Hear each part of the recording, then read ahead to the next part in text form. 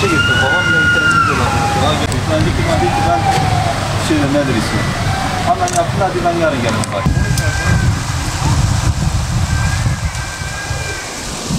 Ahmet Yasay mahallesinde ben 7 yıldır ikamet ediyorum. Burada esnafım, buranın esnafıyım. Depremden sonra biliyorsunuz başımıza malum sel oldu burada. Köprümüz bir sıkıntısı yoktu. Yani bu derenin yapılması için dere genişletmesi başlattılar. Artık Şuski mi burayı üstlendi, belediye mi üstlendi, başka bir firmayı ihale verdiler bilmiyorum. Yani buranın niye tamam dereyi genişletin, ya köprüyü ne amaçla yıkıyorlar? Yani madem yapmayacaktınız niye yıkıyorsunuz? Köprümüz sağlamdı. Burada vatandaş mağdur oluyor. Burası pazar yolu, esnaf yolu. Ayrıyeten yani okul yolu, 2 tane okul, 3 tane okulun yolu burası. Adam yani 1 kilometre yol dönmek zorunda kalıyor buradan. Çocuklar derede Ayrıyeten gördüyseniz buranın lağım suyu da karışmış buraya. Yani biz kime söylüyoruz? Adam diyor ki işte üstlenici firma. Üstlenici firma diyor ki Şuski. Şuski diyor Desay. Bir de bu yani çok affedersiniz. Yani burayı neden ihale veriyorsa Desay'ı bilmiyorum. Yani Desay'da 10 binlerce araç yatıyor. Belki yani 20 bin çalışanı var. Hepsi evinde yatıyor. Cebinde ATM memuru. O kadar operatörü var. Yani buranın ben anlamıyorum niye burayı ihale verdiler onu da anlamış değilim. Yani burada gördüğümüz bütün vatandaş, esnaf, halk, mahalleli hepsi burada hem kokudan hem sinekten, aşereden duramıyor. Yani belediyenin hiçbir çalışması yok. Bir kere belediyenin hiç çalışması yok. Belediyeden talebiniz nedir hocam? Belediyeden bizim hiçbir talebimiz yok. Çünkü ne talebinde bulunduysak adamlar hiçbiri suratımıza bile bakmadı. Bu adam da bizim esnafımız. Adam araba yıkıyordu 3-5 tane. Onu da yıkayamıyor bu yol kapalı diye. Ondan sonra ya burada gördüğümüz hepsi bak çocuklar dereye giriyor. Bu dereye giriyor öbür tarafa çıkmaya çalışıyor. Ne yapsın? 1 kilometre yol anası babası bunu dışarı okula salıyor. Ne yapsın yani? Bu teyzemiz kokudan duramıyor diyor. Hepimiz hasta olmuşuz. Şikayetim bu lağım suya katılmış duramıyor. Kokuyu içeride oturamıyor. Sinekler bizi bitirdi. Sivrisinek var. Sıcak pencereyi kapatıyor sıcak açık pislik kokuyor. Duramıyor kokudan.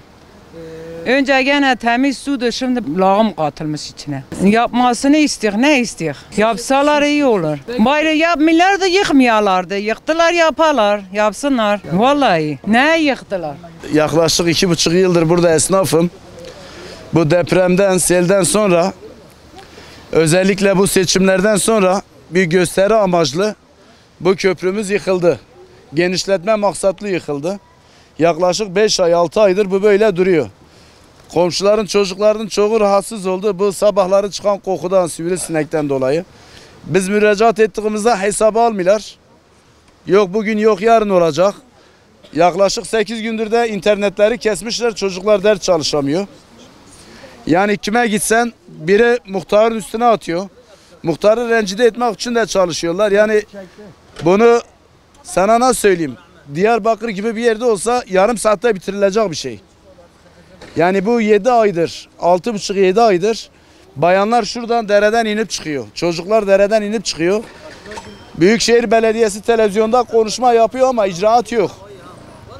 Abi gördüğünüz çocukların hepsi yaklaşık bir haftada onda bak çocuklar hep düşe kalka çıkıyor.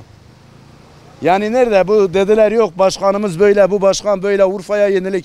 Urfa'nın içine ettiler bıraktılar. Yani bu yapmayalardı bundan iyiydi.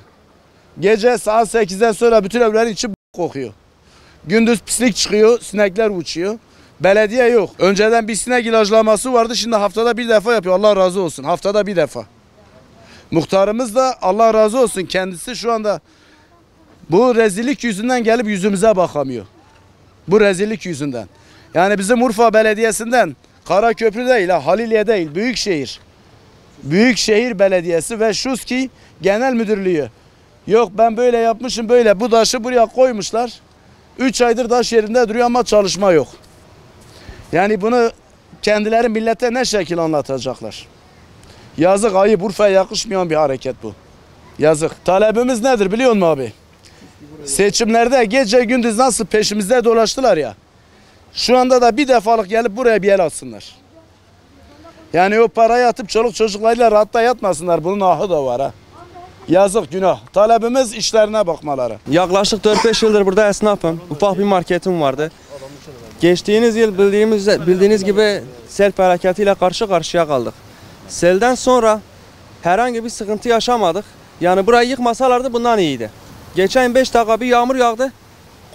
Korkudan dedik hani milleti evinden çıkaralım.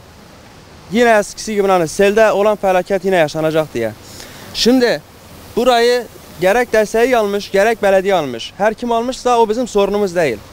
Burayı yapmakları için biz adamları günde 10 defa 15 defa arıyoruz. Adamlar Allah razı olsun bize cevap veriyor. O DSİ. Müteahhiti bizzat ben kendim arıyorum, cevap veriyor. Adam bana diyor ki çarşamba günü şu gelip burayı yapacak. Bak bugün perşembedir. Daha bir tane kepçe, iş makinesi ortada yok. Yani buranın sorumlusu bence DSİ de değil, muhtar da değil, belediye de değil. Buranın şu anki sorumlusu Şuski. Kendilerinden ricamız Allah rızası için gelsinler, bizi bu çileden kurtarsınlar. Yani 5 yıldır bak deprem zamanı dükkanımı kapatmadım. Sel zamanı dükkanımı kapatmadım. Ama yani kurban olduğum Allah'ın verdiği felakette dükkanımı kaybetmedim. Kulun verdiği sıkıntıda dükkanımı kaybettim ben. Haksızsam haksız söyleyeyim ya. Arkadaş marketçidir, marketten borç eşya alıyor. Başka marketten borç eşya alıyor. Vallahi. Şu yolun sayesinde. Yani bunu da gerçekten az önce dediğim gibi kurban olduğum Allah'ın verdiği felakette dükkanımı kaybetmedim. Kulların verdiği sıkıntıdan dolayı ben dükkanımı kaybetmişim. 4 yaşında çocuğum var, az önce buradaydı. Bak şimdi burada olsa getiririm. Sürekli bu dereden geçtiğim için çocuğun eli buraları komple şey olmuş artık. Yaralanmış. Yani yazık, günah. Seçim zamanı nasıl gelip bizden burada oy topladılarsa, yani sözümüz buradan muhtara değil, belediye başkanlarına değil. Bileyim sen, seçim zamanı nasıl gelip oy istedilerse, Allah rızası için, o Muhammed aşkı için gelsinler, desinler ki sorunu sıkıntıyız ne? Yani 2 kutu mercimekten 2 kutu makarna vermeye benzemiyor bu işler. Diyecek başka bir şeyimiz yok abi. İnşallah duyulur. Ben de Ahmet Yasey mahallesinde esnafım. Hemen iş yerim zaten burası. Tam köprünün olduğu yıkılan yer. Normalde yani selden önce bile, selden sonra bile buralar daha düzgündü. Yani sel yıktı ama bu kadar yıkıcı değildi. Yani ondan sonra yüklenici firma geldi, burayı yıktı, daha berbat hale getirdi. Ondan sonra burada patlayan kanal suları, pis gider sular hepsi gün yüzüne çıktı. Lağım suları. Çocuklar hepsi rahatsız şu an. Yani daha ne söyleyeyim yani, geçiş yolumuz yok. Ben kendim esnafım, şu ileride de köprü var. O köprüyü de yıktılar. Yarın bence o köprüyü de yıkacaklar büyük ihtimal. Artık geçiş yerimiz yok, artık mahallenin ta farklı sokaklarından geçmek zorundayız. O sokaklar da hepsi yıkık. Yani iş yapamaz hale geldik. İş yerime nasıl geliyorum? İş yerime çevre yolunu kullanıyorum. Çevre yolu. Normalde kısa yoldan gelmem gerekiyorken Bu şu ilerisi ana yol. şuradan Geliyordum tabii. Yani şu an çok sıkıntılı bir dönemdeyiz. Halk olarak, bu mahallenin sakinleri olarak çok sıkıntılı bir dönemdeyiz. Yani bize yardımcı olmalarını istiyoruz. Başka talebimiz yok yani. Eski haline getirsinler, köprümüzü yapsınlar, altyapıyı düzenlesinler. Çocuklar rahat bir şekilde okuluna gidip gelsin. Şu oturan insanlar rahat evinde otursun. Hiçbir evinde rahat oturamıyor. Ondan sonra esnaflarımız şu an şu sokaktaki bütün esnaflarımızın işi kırıldı. Adam iş yapamaz hale geldi yani. Ha, bizden vergisini istiyorlarsa, bizden eğer bütün giderleri istiyorlarsa en azından bizim ihtiyaçlarımızı da karşılasınlar. Abi biz burada, okulumuz burada abi, gidemiyoruz. Her zaman bu yoldan geçiyoruz. Abi her zaman da bu suyun içine giriyoruz. Artık herkes hastalandı abi. Lütfen devlete bir şey diyoruz, gelsinler şuraya yapsınlar ya. Şikayet diyoruz ki gelsinler buraya yapsınlar. Adamlar hiç yüzümüze telefonu açmıyorlar ya. Bu nasıl bir devlet? Seçimde geliyorlardı, diyorlardı oy verin size, böyle böyle yapacağız. Hani nerede? Nerede, hiçbir şey yok abi burada. Ben burada bir şey göremiyorum. Üstüne mahvettiler buraya abi ya. Okula abi şu suyun içinden geçip gidiyoruz. Nereden gidelim abi ya?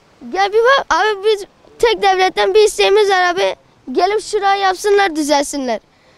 Okula zor gidiyoruz ya abi. Ya abi pazarımız tam ileride. Abi tabii 2 kilometre gidip oradan gidiyoruz ya.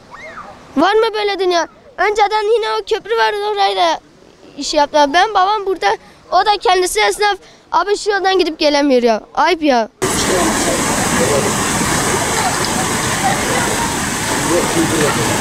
Ne yapacağız?